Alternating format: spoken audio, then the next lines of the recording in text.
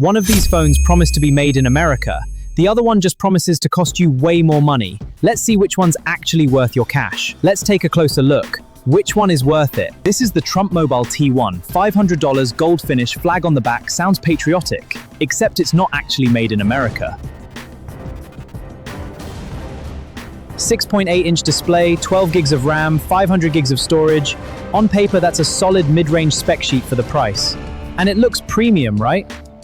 In the box, you get a charger, a cable, a bag instead of a case, and a printed manual. No case included at this price is a little rough, but overall, it's a solid package. 33-watt charging. Not fast by today's standards, but way better than getting no charger at all, which is what most flagships give you now. Now the other side, the iPhone 18 Pro Max, rumored to start around $1,300, more than double the price of the Trump phone. It's got the new triple lens camera and titanium build. Reports point to a 6.9-inch display, and this year the battery gets a massive jump to over 5,500 mAh. It's expected to run the new A20 Pro chip on a 2nm process, paired with faster memory for better efficiency and less heat.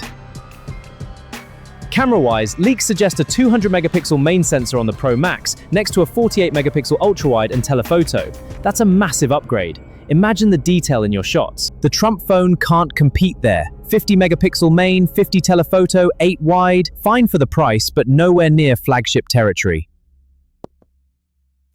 Powering it on, it's running a Snapdragon chip from 2024, mid-tier performance, and that's being generous. The design is nice, but the real-world speed is just average. It's not bad, but it's not top tier. The software install is surprisingly clean. Barely any bloatware, aside from one pre-installed app that barely opens. That one app is supposed to be the whole point of buying this phone, and it kept crashing during setup. Here's the biggest twist. Teardown comparisons show this phone shares nearly identical internals with an existing HC device. It's the same hardware, just rebranded. What a discovery.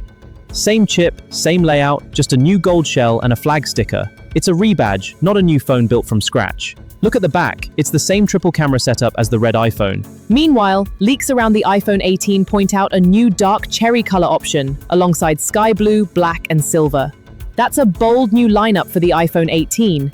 Battery is where the iPhone pulls ahead hard. Over 5,000 mAh expected, its biggest jump in years. The Trump phone actually isn't far off on paper, sitting around 5,000 mAh too, just with weaker efficiency behind it. Reports suggest the iPhone will use different modems depending on region, sticking with Qualcomm in the US for full compatibility. This ensures peak performance on American networks, avoiding any potential issues. Back on the Trump phone, the display itself is actually decent. Smooth motion, HDR support, curved edge glass. It's vibrant, responsive, and gives you that premium feel. A strong contender in the smartphone game. It's not officially certified, but the internals suggest real water resistance, and it survives the dunk test just fine. Here's the new Trump mobile phone next to an iPhone. Funny detail, people online argued for weeks about the flag on the back having the wrong number of stripes. But specs-wise, how does it compare? Measuring it out, the stripes genuinely don't match a real flag. Small detail, but it says a lot about how rushed this launch was. It's a shame, because the phone itself has potential.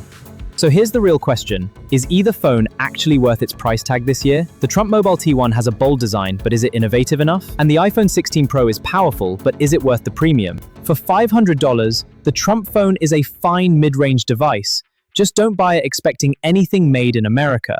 Let's see how it stacks up against the competition. The iPhone 18 Pro Max is shaping up to be a real generational upgrade, but that price increase is going to sting. One is marketing dressed up as patriotism.